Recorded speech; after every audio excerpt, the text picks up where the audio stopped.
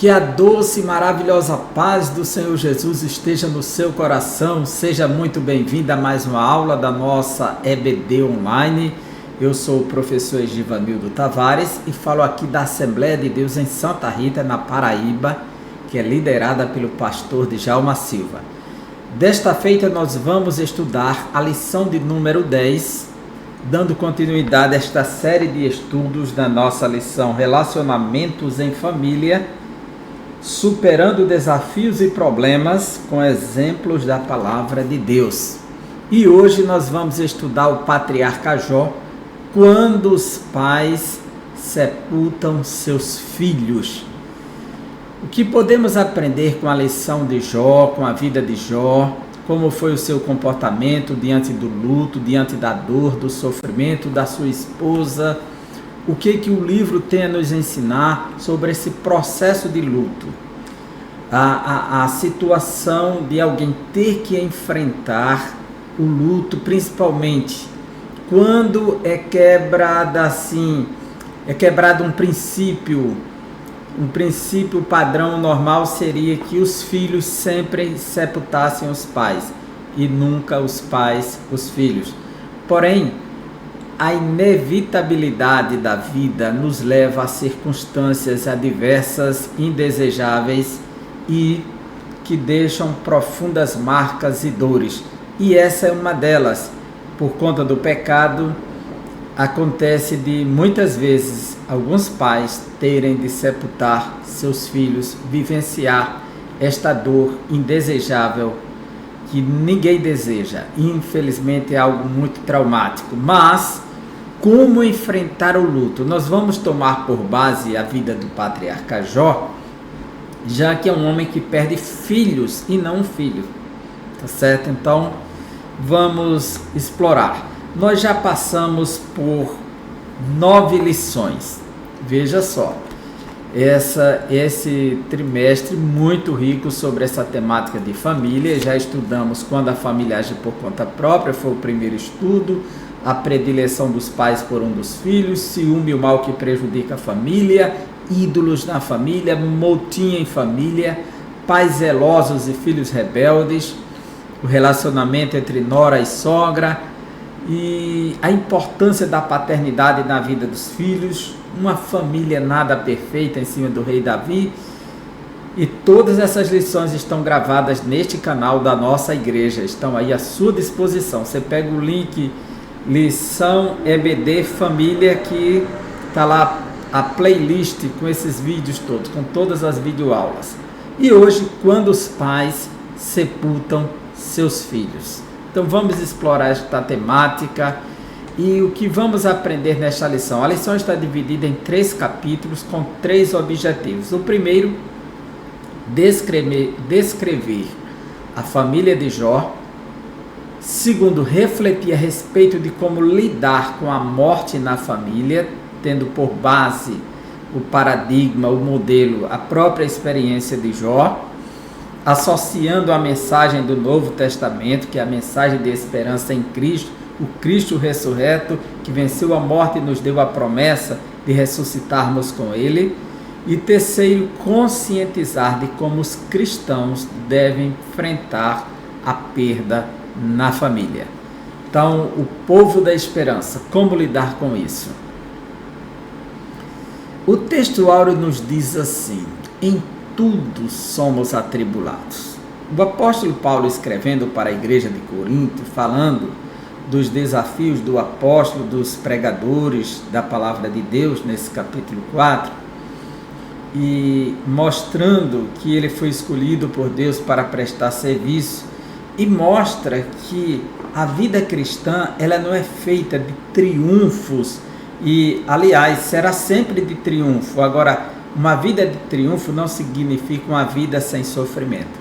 Uma vida de triunfo não significa uma vida sem tribulação. Uma vida de triunfo não significa uma vida sem angústia, sem perplexidades, sem desânimos, sem momentos de fadiga, de desconforto. Não. Uma vida de triunfo não significa uma vida perfeita, pois ainda não chegamos na perfeição, que quer dizer acima de tudo, e feito é realizado por completo. Não estamos no plano realizado, estamos no processo, estamos em caminhada, estamos numa jornada para a perfeição. Isso só se dará quando o corpo for glorificado por meio da ressurreição na volta do Senhor Jesus. Então Paulo diz, em tudo somos atribulados. E quando o cristão é atribulado, não é atribulado sem propósito, é atribulado para colher algum resultado, pois na nossa vida as coisas não acontecem aleatoriamente ou acidentalmente, ela acontece dentro da permissão ou direção do próprio Deus. Veja o que Paulo diz aos Romanos, capítulo 5, ele diz assim, capítulo 5, versículos 1, 2 e 3. Justificados, pois, mediante a fé, temos paz com Deus, por meio de nosso Senhor Jesus Cristo, por intermédio de quem obtivemos igualmente acesso pela fé a esta graça, na qual estamos firmes e gloriamo-nos na esperança da glória de Deus.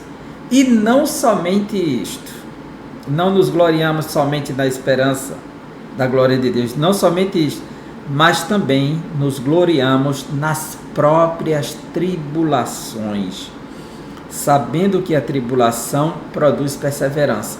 Então a tribulação ela não vem sem propósito na nossa vida, para nos ensinar a sermos perseverantes. Quando uma pessoa no processo de tribulação se entrega, se deixa dominar pela dor, pelo sofrimento e desespera da vida, ele não vai aprender o que é esperança. Da tribulação, ela produz perseverança, perseverança, experiência, experiência, esperança. Quer dizer, na nossa vida as coisas não estão acontecendo sem um bom motivo da parte de Deus. Até as dores que passamos e sofrimentos é porque Ele quer gerar algo melhor para nós. Ele quer nos moldar, nos aperfeiçoar.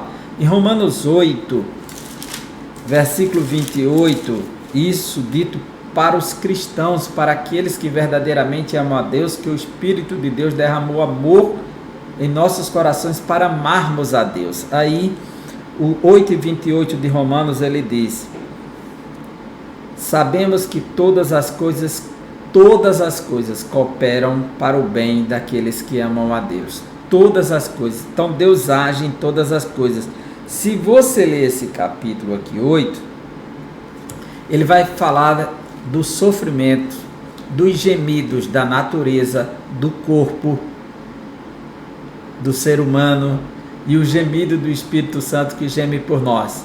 Tudo nesse capítulo. Então está falando de momentos de dores, de sofrimento, mas Deus age em todas as coisas para o bem daqueles que amam a Ele. Foram chamados pelo seu decreto. Então Deus está agindo em favor dos seus filhos. Então Paulo diz, em tudo somos atribulados, mas não angustiados. Quando você é atribulado, não é para ser dominado pela angústia. Perplexos, mas não desanimados. Não perder o ânimo. Perseguidos, mas não desamparados. Deus estará na hora da perseguição. Abatidos, mas não destruídos. Pode ser derrubado, alguém colocar uma perna na frente, derrubar, nocautear, mas não vai destruir. Porque se Deus é por nós, quem será contra nós? A verdade prática nos diz, não devemos ser indiferentes à morte inesperada. Ninguém espera pela morte. Ninguém está fazendo cálculo do dia da morte. Ninguém. Naturalmente, se fala aleatoriamente, até se brinca, quando eu morrer, aquilo, mas ninguém está com essa expectativa, vou morrer amanhã. A menos que esteja dominado pelo medo, pelo desespero, por conta de um diagnóstico médico, alguma coisa. Mas também não podemos nos desesperar, ser indiferentes à morte, nem... Por que não ser indiferente à morte? Porque a morte causa dor, causa sofrimento, causa angústia. Nós precisamos viver esse momento da dor, que é a dor do luto, mas não podemos nos desesperar, como alguns que não têm esperança. Isso que Paulo está dizendo. O livro de Jó que nós vamos estudar, ele é dividido em 3 partes. Embora o nosso estudo se concentre na maioria no início do livro, mas eu vou estar caminhando um pouco dentro do livro com vocês no transcorrer dessa aula. Primeiro, o patriarca Jó vivia bem com sua família, sabe? E os capítulos 1 e 2 vai mostrar o início da provação de Jó, quando ele será provado duramente, né? Então esses capítulos 1 e 2, quando ele vai recebendo os mensageiros, trazendo as notícias para dentro de casa, que ele foi roubado, assaltaram tudo dele, mataram os seus servos.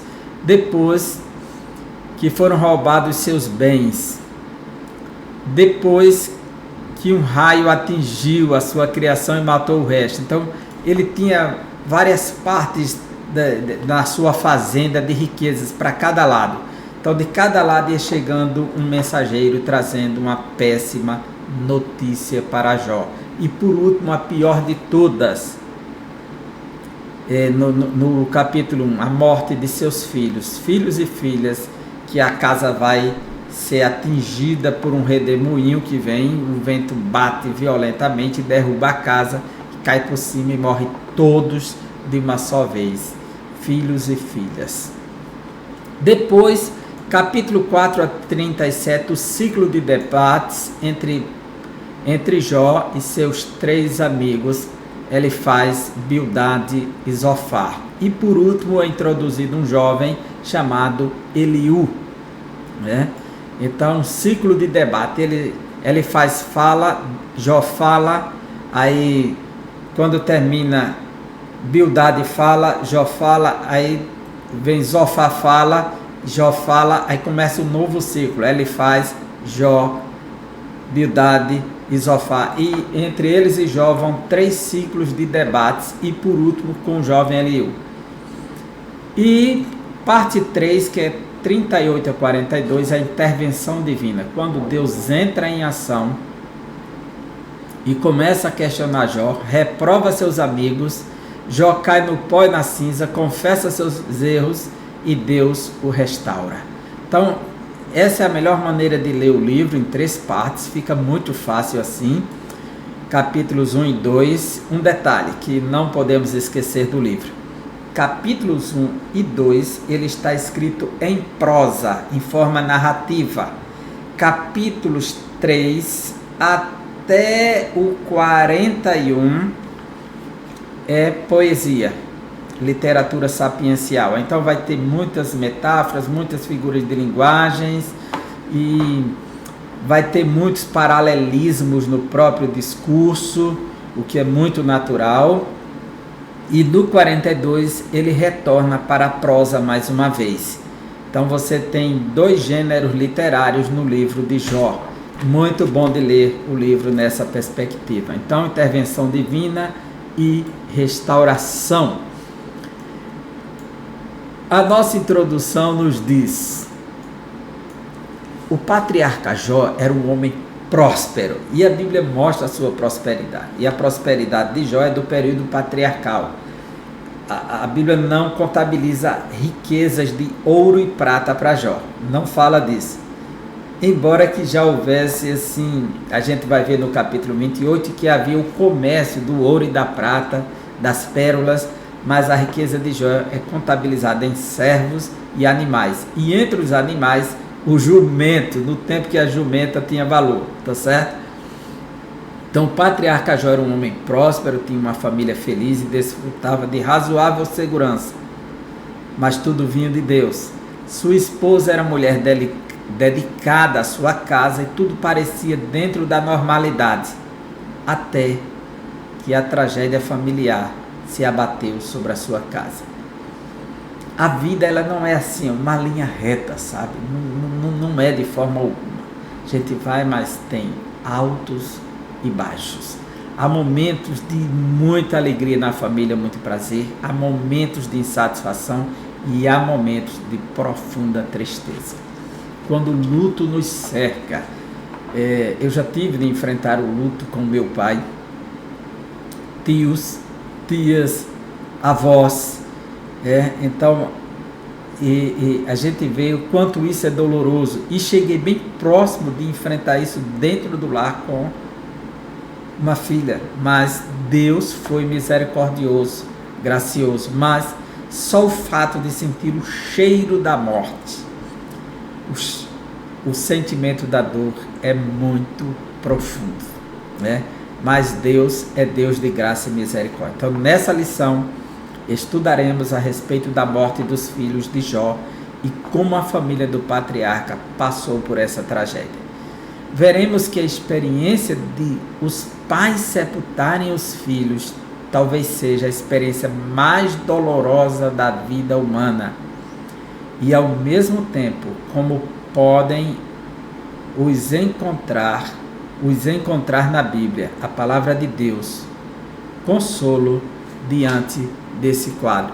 Aliás, como podemos encontrar na Bíblia a palavra de Deus, consolo diante desse quadro, né? Então, nós temos resposta para não viver dominados pelo desespero, pela depressão, pela angústia e perder o ânimo e o tino da vida, o norte, por conta da morte de alguém, de um filho, de um cônjuge. Tem pessoas que, a partir daí, acham que a vida chegou ao fim.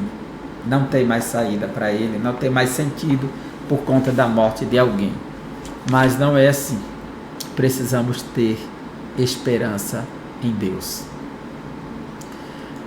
O livro de Jó, ele nos mostra que Jó estava vivendo muito bem com sua família, vivia movido por uma preocupação se seus filhos estavam pecando contra Deus ou não. Era aquele homem temente a Deus e se preocupava em se levantar pela madrugada e sacrificar pelos filhos, né?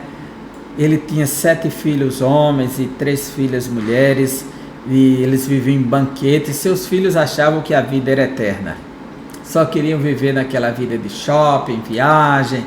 Se fosse na vida moderna seria assim, só de banquetes e mais banquetes. Não sabiam o que lhes aguardava. Por quê?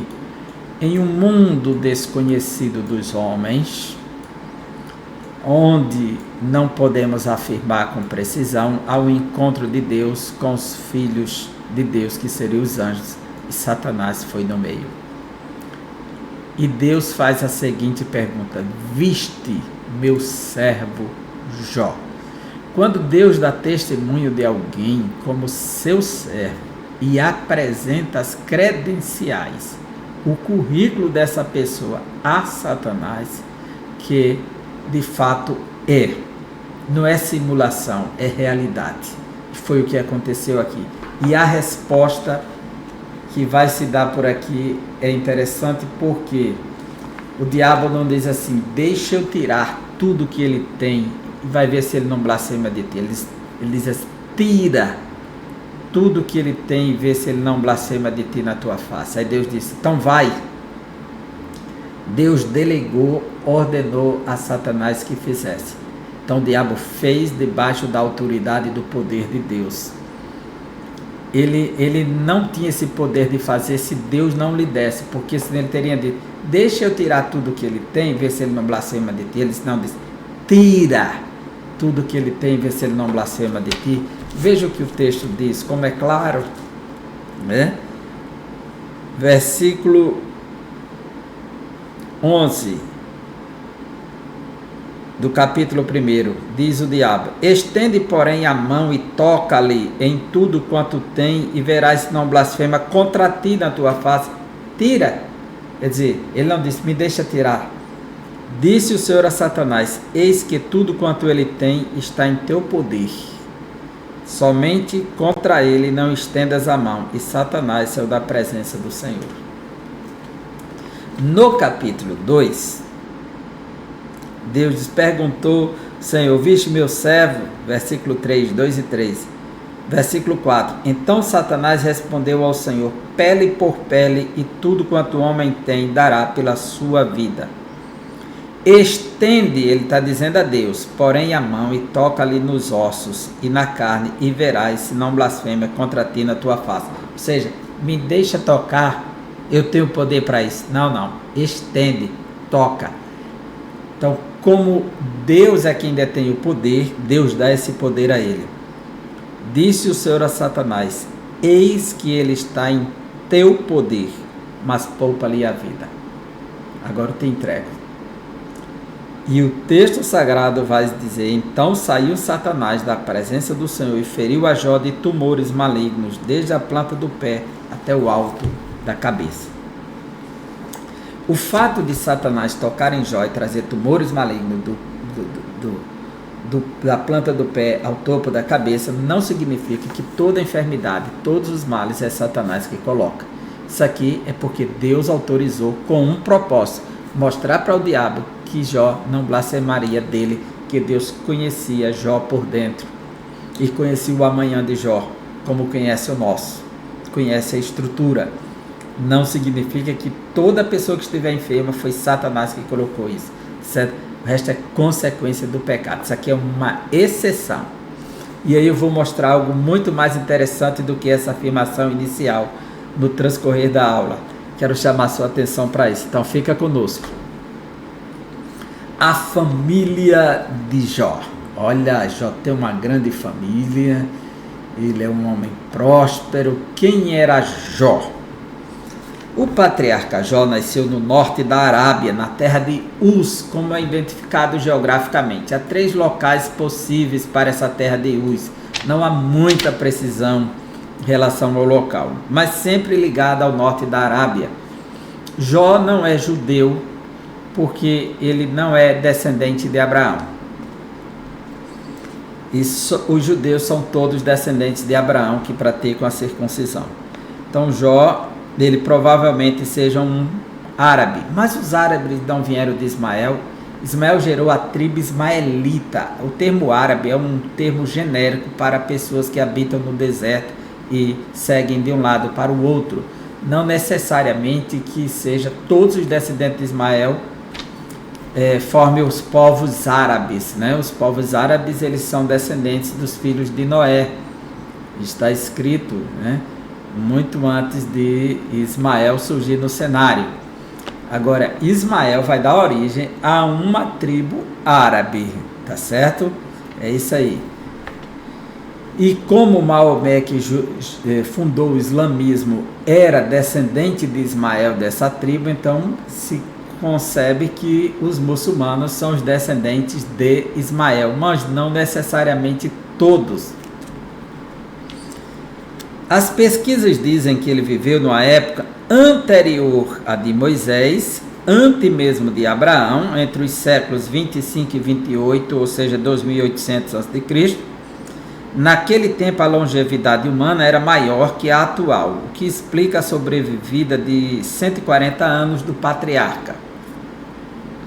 Mas, especificamente, ele nasceu depois do dilúvio, porque Jó 22:16, ele faz uma referência ao dilúvio. Veja só, é isso aqui que leva a essa conclusão. Quando diz assim: estes foram arrebatados antes do tempo, o seu fundamento, uma torrente o arrasta. Outra tradução diz: um dilúvio o arrasta. Então, pressupõe-se daqui que muitos foram destruídos pelas águas.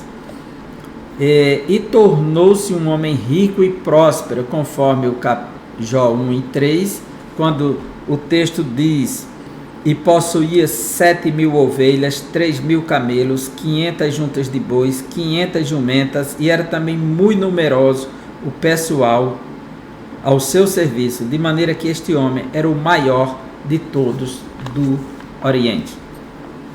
Seu caráter santo foi testemunhado pelo próprio Deus, homem sincero, reto, justo, temente a Deus, e por isso se desviava do mal. Esse é o currículo de Jó. Então, o seu nome Jó, Iob, né, em hebraico, não é muito fácil de ser traduzido o seu nome, né? Existe algumas possibilidades em relação a esse nome, mas não é tão fácil, porque esses nomes antigos que vêm, principalmente um camarada como Jó, que ele não como é que se diz? Jó, essencialmente judaico, de fala hebraica, embora o texto tenha sido escrito em hebraico. Jó. Então, Iob, ele pode ser a palavra odiado, esse é um dos significados. Veja, Iob, o seu nome em hebraico. Euá, odiado. Não é aquele que tem ódio, é aquele que é odiado. É como aquela ideia de alguém que se tornou alvo de alguma coisa, objeto disso. E alguns acham que Jó nem tenha existido, teria sido uma fábula, um livro criado por conta disso, mas não é essa a proposta, porque o seu nome seria um nome criado com esse sentido.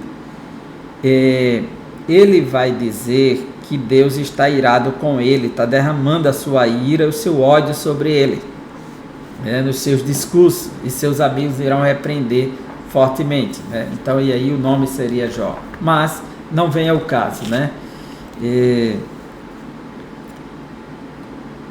Então, a esposa de Jó, quem era sua esposa? Tudo que se sabe a respeito da esposa de Jó é o que está registrado no capítulo 2 do livro. Escute bem, a lição diz que é só o capítulo 2. Ela ganhou a fama de uma mulher insana e ambiciosa por causa da perda de todos os bens materiais e dos filhos que foram mortos por uma tragédia. Ainda Jó foi vítima de feridas purulentas, das quais ela teve repugnância. Todavia, fazia o seu papel de esposa, não abandonando o patriarca. Indiscutivelmente, a esposa de Jó foi perdendo a paciência diante da provação do seu esposo. Seu desespero afetou sua fé a ponto de levá-la a declarar para o seu marido: amaldiçoa a Deus e morre. A mulher de Jó é citada 3 vezes no livro de Jó. Uma no capítulo 2, versículo 9, quando ela surge com essa proposta: amaldiçoa a Deus e morre. E esse amaldiçoar aqui, em hebraico, é herem. Herem. É como se você escrevesse a palavra xerem com CH. Xerem. Se lê herem. Essa palavra amaldiçoar também significa abençoar. Veja só, a palavra, ela tem aqui 2 sentidos, essa mesma palavra. Você pode pegar bons comentários que eles dirão isso nesse momento aqui. O que seria esse amaldiçoa Deus e morre que aparece no livro de Jó? E perdão, não é herem, é Barak, literalmente Barak, que é abençoar. A palavra amaldiçoar é herem, mas a palavra que está aqui é Barak. Você tem Barak de Baruque quer dizer abençoado, Baruque, o amigo de Jeremias, Baruque. Você tem Baru Atá Adamai, bendito seja Deus, ou abençoado seja o Senhor, Baru Atá Adamai. O judeu sempre que vai comer, ele dá graças e abençoa, Baru Atá, bendito seja, o alimento, Baru Atá, abençoado seja. Então aqui está a palavra Barak, abençoa esse Deus e morre. A maioria das traduções vai colocar amaldiçoa. Por quê? Amaldiçoar e abençoar é a mesma coisa.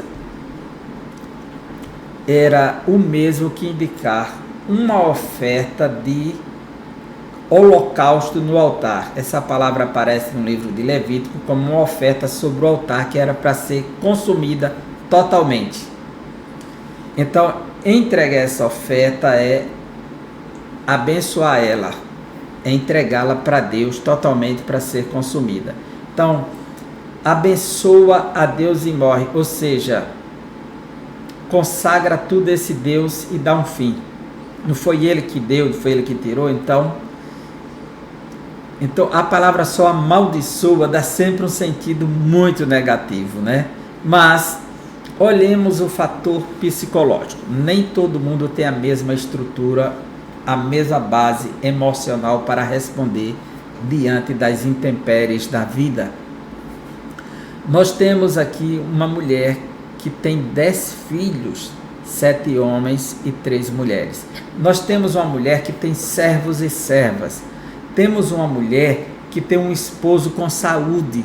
Tem uma mulher que tem gados lá fora, que tem camelos. Tem uma mulher que não sente falta de nada. De uma hora para outra, você começa a perder seus bens, um após outro. E isso vai se agravando de tal maneira que atinge o teu lar, os teus filhos. E agora a tua última coluna é teu esposo. O que fazer diante de uma situação dessa?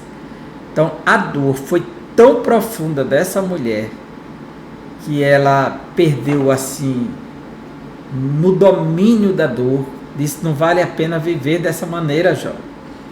Para ela era doloroso ver Jó naquele sofrimento.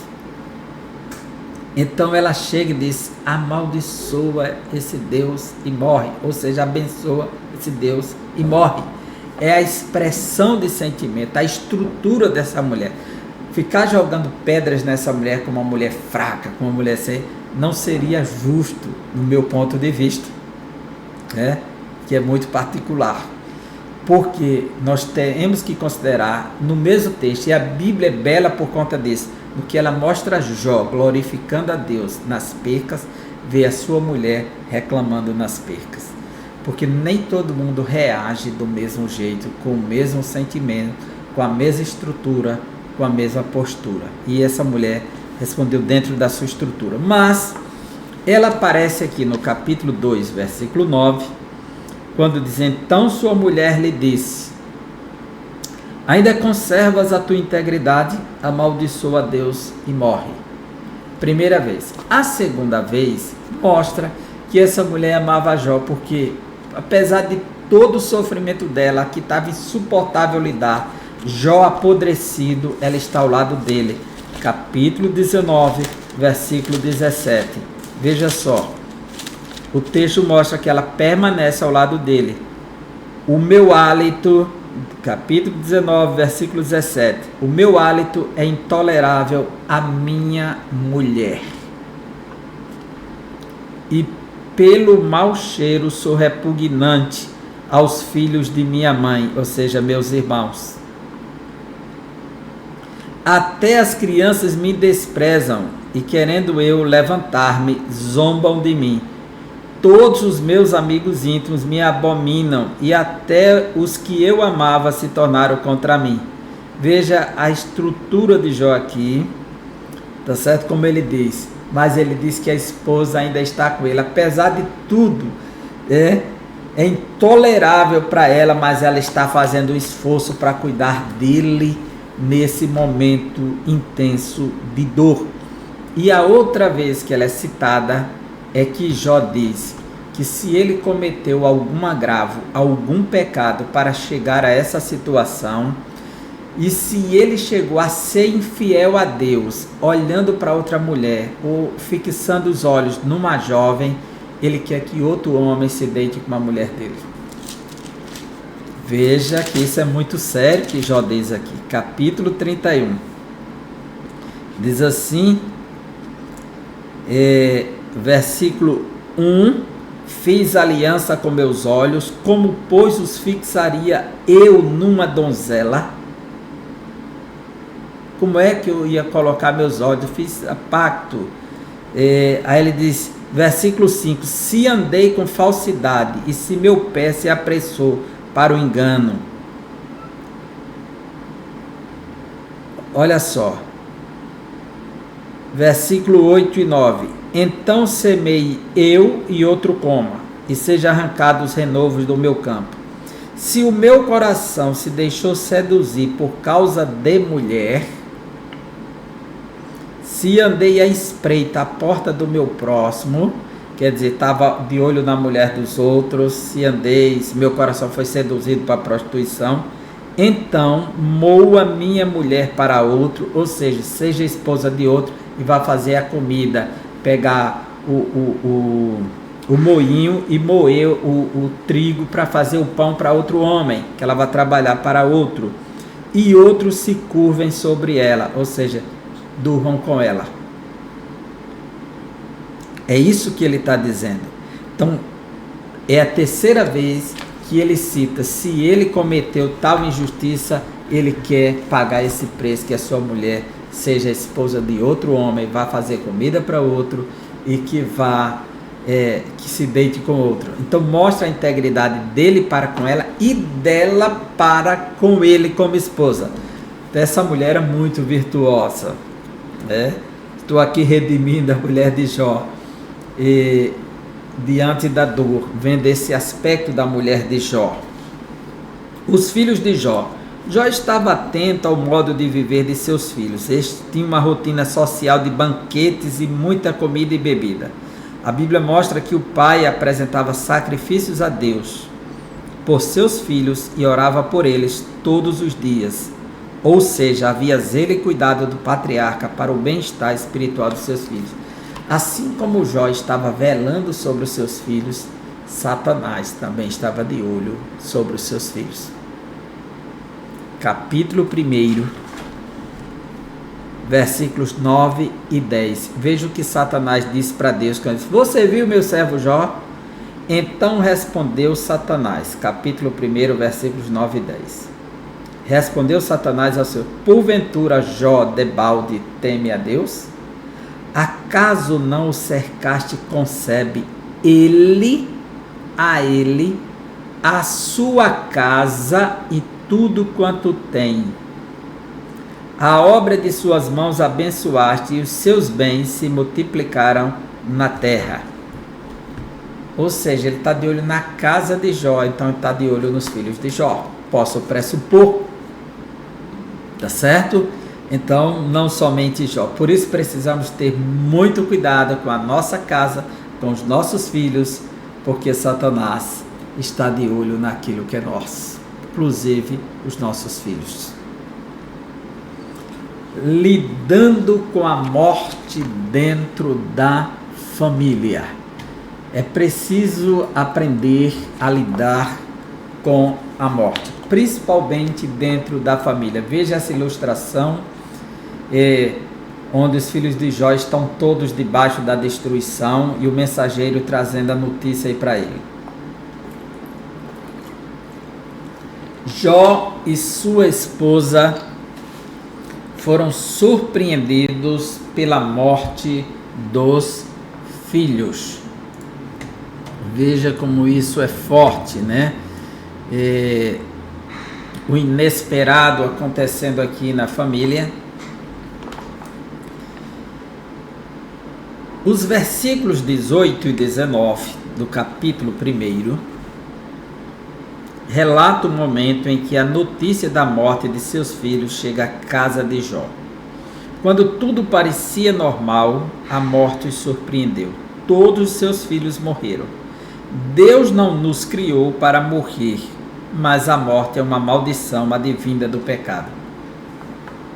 O homem foi feito para viver a vida eterna. Deus não criou o homem para morrer. Colocou no jardim do Éden a árvore da vida. Mas o homem preferiu comer do fruto proibido da ciência do bem e do mal, se sujeitando à morte. Então Deus diz: tu és pó e ao pó tornarás. E ele vai ter que conviver com esse drama da morte. Jesus foi no Calvário e tomou essa maldição na cruz, morrendo e ressuscitando para nos dar a esperança. Assim, todos ficamos perplexos diante da morte, principalmente quando envolve alguém próximo de nós. Mas a esperança se renova dentro de nós. Entretanto, a nossa confiança está em Cristo. Por causa de sua ressurreição, podemos afirmar que a morte não nos reterá na sepultura, mas servirá de meio para adentrar a vida eterna com o nosso Salvador. E você pode estar se questionando: mas se você perde alguém da família que não aceitou Cristo, que não conhece Cristo, como é que fica? Para quem perdeu, que vai reencontrar, é muito bom. Olha, se nós ficarmos pensando num sentimento de reconhecimento, assim como na terra, nessa ideia de pai, mãe, filho, irmão, nessa dimensão, a eternidade será um ambiente de sofrimento, porque alguém vai chegar lá, vai procurar os seus e os não seus estarão lá e ele não vai encontrar os seus e vai sofrer com isso. Nós viveremos num mundo tão perfeito que não sentiremos falta de nada, nem de ninguém. Seremos supridos na perfeição a ponto de não sentir nenhum sentimento de falta de alguém ou de alguma coisa. Que se isso acontecer na eternidade, vai viver muita gente de muito sofrimento, sofrimento eterno. E lá não é lugar de choro, de dor, de sofrimento, é lugar de gozo e alegria. E a satisfação estará vindo do próprio Senhor que nos resgatou. Razões para a tristeza do luto de Jó e de sua mulher. De certo modo, Jó tinha uma família feliz. Nesse contexto, Satanás desafiou a fidelidade dele e o atacou frontalmente com a morte de seus filhos. A Bíblia não fala do sepultamento dos filhos de Jó, mas certamente ele aconteceu. É importante ressaltar que uma perda como essa traz uma tristeza imensa. A palavra de Deus diz que há tempo para tudo, há tempo de sorrir e há tempo de chorar. A tristeza e o choro passam a fazer parte da família de Jó, outrora feliz e próspera. É interessante que precisamos ter consciência que nós vamos chorar, mas sabendo que Deus está no controle de tudo. Veja o que Jó diz depois de tudo que Deus lhe indaga. Jó 42, 1 e 2. Então respondeu Jó ao Senhor: Bem sei que tudo podes e nenhum dos teus planos pode ser frustrado. E que toda aquela dor que Jó passou, que foi imposta pela ordenança de Deus a Satanás, não significa que Satanás é o responsável por tudo que Jó passou. Eu estou passando isso porque Satanás... Não. Veja 42, versículo 11. Então vieram a ele todos os seus irmãos e todas as suas irmãs, e todos quanto dantes o conheceram e comeram com ele em sua casa, e se condoeram dele, e o consolaram de todo o mal que o Senhor lhe havia enviado. Cada um lhe deu dinheiro e um anel de ouro, que o Senhor havia lhe enviado. O Senhor enviou através de Satanás. Mas não é Satanás o responsável pela vida de Jó, pelos prejuízos que ele teve e pela restauração. Tudo vem de Deus. Foi Deus que deu antes, foi Deus que tirou e é Deus que devolveu. E ele diz: o Senhor me deu e o Senhor tomou. Ele diz: o Senhor me deu e Satanás tomou. Não. O Senhor me deu, o Senhor tomou. Porque se a nossa vida está nas mãos de Deus, quem dá é Ele, quem tira é Ele. Ainda que o instrumento para tirar, o gancho que ele usou para tirar foi Satanás, mas quem tirou foi ele. E Jó disse acertadamente: o Senhor me deu, o Senhor tomou, bendito seja o nome do Senhor, louvado seja o nome do Senhor. É Ele que nos dá os filhos, é Ele quem nos tira os filhos. Ele quem nos dá os pais, é Ele quem nos tira os pais. Quem nos dá os cônjuges, Ele quem tira os cônjuges. Ele quem nos dá irmãos e irmãs, Ele quem nos tira. Quem nos dá primos e primas, quem nos tira. Quem dá amigos e amigas e nos tira. É Ele. A vida é dele. O poder é dele. Não podemos atribuir a Satanás aquilo que Deus faz em nossa vida. Que nós entregamos a vida a Ele, não tem espaço para interferência de Satanás. A Bíblia diz: aquele que é nascido de Deus, o maligno não lhe toca. Jesus disse: Pedro, Satanás me pediu para vos cirandar, como alguém peneira o trigo na peneira, mas eu roguei ao Pai por vocês. Então, é assim que a Bíblia nos ensina. Então, não dê ao diabo aquilo que é de Deus. A nossa vida pertence a Deus. E Jó tinha essa consciência que a vida é efêmera. Capítulo 30 de Jó. Veja o que o patriarca Jó diz no capítulo 30, versículos 26 a 31. A consciência de Jó acerca da vida. Aguardava eu o bem, 30, 26 em diante. Aguardava eu o bem, e eis que veio o mal. Esperava a luz, veio-me a escuridão. O meu íntimo se agita sem cessar, os dias de aflição me sobrevêm. Ando de luto, o luto chegou na minha casa. Sem a luz do sol, levanto-me na congregação e clamo por socorro. A dor era intensa.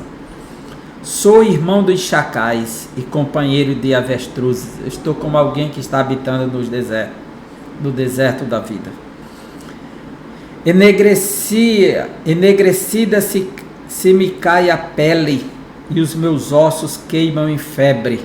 Por isso, a minha harpa, não tem mais motivo para cantar, se me tornou em prantos de luto. A harpa que era usada para cantar músicas de alegria, agora são músicas fúnebres, são músicas de tristezas, de lamentos. E a minha flauta em voz dos que choram. Quer dizer, os instrumentos musicais que eram utilizados para trazer danças, alegrias, festividades, festejos para o lar, agora é usado para cânticos fúnebres, de tristeza, de luto, de dor. Jó está enfrentando o luto. E nós aprendemos que todo servo de Deus pode passar por momentos como esse. Agora, não ficar preso a esse momento. É uma passagem. Passar. Fidelidade ao Senhor em meio à dor. O capítulo 1 de Jó mostra a reação do patriarca diante da notícia trágica da morte de seus filhos. Jó rasgou o manto, rapou a cabeça, lançou-se em terra e adorou ao Senhor. Isso mesmo, Jó adorou a Deus. Aqui ele iniciou o processo de aceitação do ocorrido diante do Senhor da vida. Essa passagem bíblica nos mostra que a dor da perda não passa, mas o processo de aceitação torna o luto mais digno.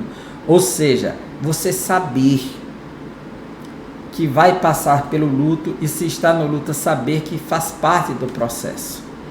E ele diz assim: nu saí do ventre da minha mãe, nu tornarei para lá. O Senhor deu, o Senhor tomou, bendito seja o nome do Senhor. Ainda o texto bíblico diz que Jó em tudo não pecou nem atribuiu a Deus falta alguma. Quer dizer, essa capacidade, essa resiliência diante da dor. Veja a consciência de Jó em relação ao luto. Capítulo 14 do livro de Jó. Capítulo 14, versículos 1 e 2. Quando o ser humano tem consciência que a vida é passageira, já é um bom sinal. E que nada é eterno, que tudo pode se perder. 14, 1 e 2. Diz assim: o homem nascido de mulher vive breve tempo. Essa é a consciência. Breve tempo. Cheio de inquietação. Nasce como a flor e murcha. Foge como a sombra e não permanece. Essa é a consciência sobre a vida. Então precisamos ter essa consciência para poder ter uma capacidade de resiliência maior diante da dor. Embora o capítulo 3 nos mostre que Jó expressou sentimentos de profunda dor, do qual ele não estava mais suportando no capítulo 3. Mas não blasfemou contra Deus. Esse é o ponto mais importante da história de Jó.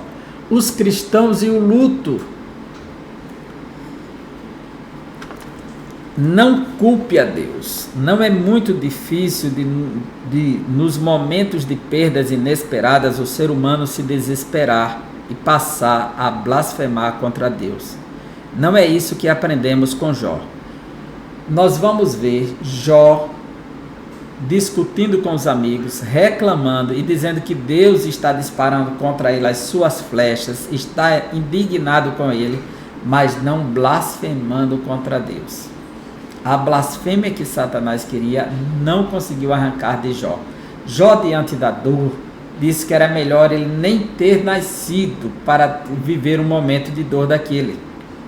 Mas não disse assim: vou me suicidar como a sua mulher disse, amaldiçoa a Deus e morre, se suicida, arranca a tua vida. Em nenhum momento Jó planejou tirar a sua vida. Em nenhum momento ele blasfemou contra Deus, que era o que o diabo queria, Satanás queria. Isso não arrancou de Jó, embora não deixou de haver delírios por conta da dor. Nós podemos ver aqui no capítulo 14 ainda, você abre aí Jó 14, o antigo patriarca nos ensina a viver a confiança em Deus, mesmo no momento delicado da morte inesperada de um ente querido. Veja essa consciência, 14:5. Visto que os seus dias estão contados contigo, ou seja, os dias do ser humano estão contados com Deus. Visto que os seus dias estão contados, contigo está o número dos seus meses. Tu, ao homem, puseste limites, além dos quais não passará. Assim como Deus colocou limites para o mar, para o sol, para a lua, para as estrelas, Ele colocou limite na vida do ser humano e ele não pode passar do limite. Está no controle de Deus. E Jó tem essa consciência e isso ajuda a vencer o luto, porque quando a pessoa se entrega a uma profunda dor, se deixa dominar pelo desespero, é porque essa pessoa está tendo a consciência ou está investido de um sentimento que ele deveria ter mais essa pessoa, durando mais com ele, permanente. E há uma impermanência na vida. Então ele se prepara para vencer o luto aqui. No capítulo 21 do livro de Jó, capítulo 21, veja a consciência de Jó. Capítulo 21, versículos 22 a 26. Veja o que o patriarca diz aqui, 22 a 26. Acaso alguém ensinará ciência a Deus, a Ele que julga os que estão nos céus? Um morre em pleno vigor, despreocupado e tranquilo, com seus baldes cheios de leite, e fresca a medula dos seus ossos. Outro, ao contrário, morre na amargura do seu coração, não havendo provado do bem. Juntamente jazem no pó, onde os vermes os cobrem. Veja como Jó diz que a vida ela é breve, tanto para aqueles que morrem em pleno vigor e despreocupado e tranquilo, como aqueles que morrem cheio de amargura e nem teve o direito de provar o bem. Então, tanto morre aquele que tinha pleno vigor, estava bem farto, como aquele que está em plena amargura. Tudo morre, tudo passa. Vai ser consumido pelos vermes debaixo da terra. Então, essa consciência em Jó ajuda ele a superar o luto. Vivendo o luto. Quando você tem a consciência que é Deus que estabelece os limites, que nenhum dos planos dele pode ser frustrado, então você vai viver o luto sem culpar Deus. Está no teu controle, está na tua vontade, está no teu querer, está no teu propósito, então eu aceito, tá certo? Ainda que me seja doloroso. Vivendo o luto. Com o patriarca Jó aprendemos que o crente em Jesus não deve ser indiferente ao luto, pois psicologicamente isso não é saudável. Ei, você não pode estar chorando, não pode estar sofrendo, está vivendo, não tem esperança não. Não é essa a ideia. Não é essa a ideia. Paulo disse que não quero que sejais como os ignorantes que não têm esperança, mas não disse que não podia viver o luto. Israel chorou 70 dias por Jacó. A base mínima do luto em Israel era 30 a 40 dias. Como seres humanos devemos manifestar as emoções próprias de um momento de luto, tais como o choro, o silêncio, a compenetração. Diante da dor da família de Lázaro, nosso Senhor agitou-se no espírito, comoveu-se e chorou. Se o próprio Jesus chorou diante do luto de Lázaro, quem sou eu para dizer que não choro?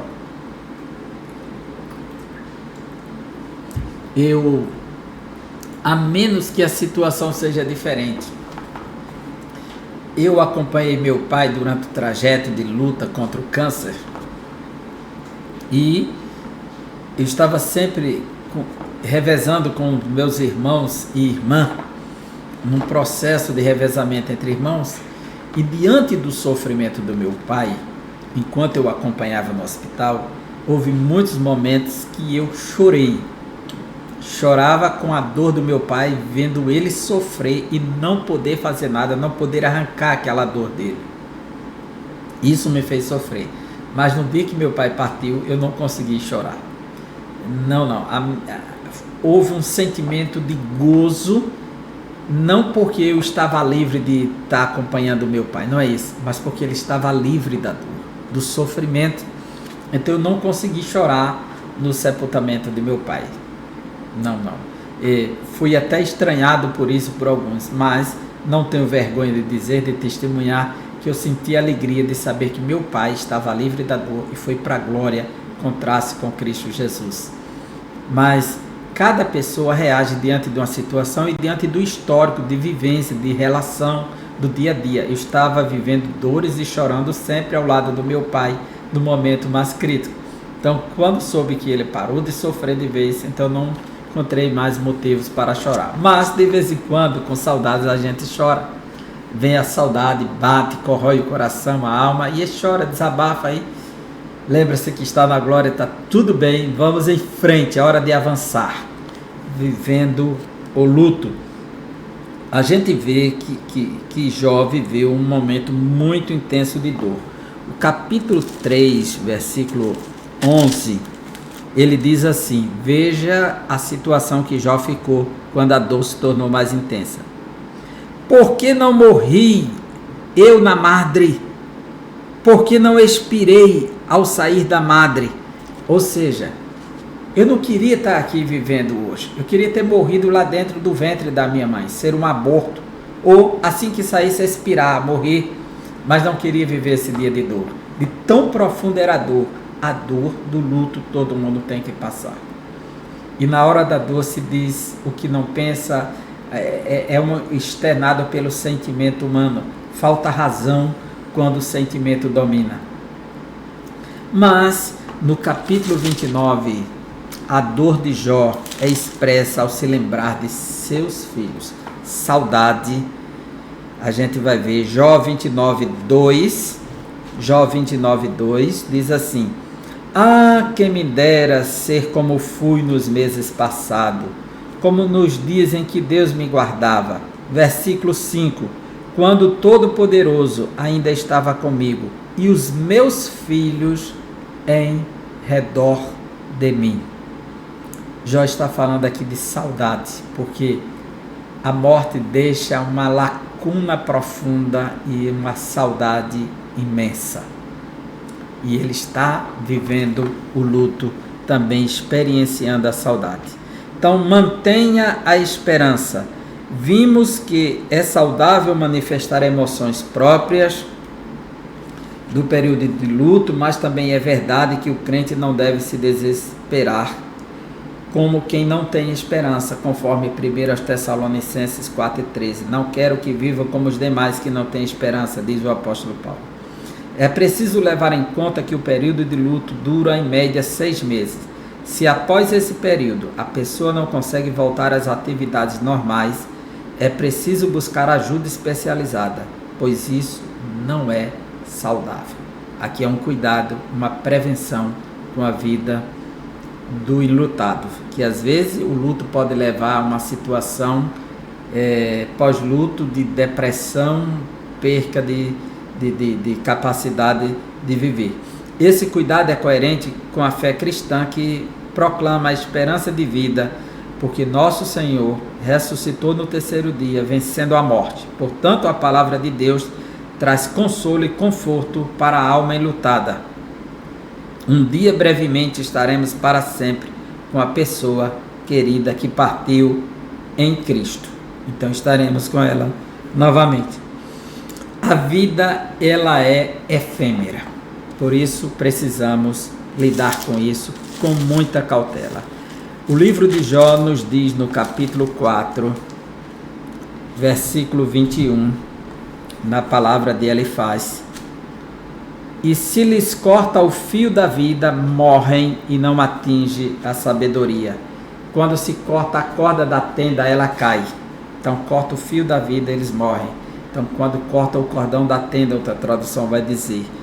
No capítulo 7, versículo 7, Jó diz assim: lembra-te de que minha vida é um sopro. Então a vida é um sopro. Ele está dizendo a Deus: lembra-te, minha vida é um sopro. Capítulo 8, versículo 9. Porque nós somos de ontem e nada sabemos, porque nossos dias sobre a terra são como a sombra. A sombra arresta, ela é passageira, aparece e passa.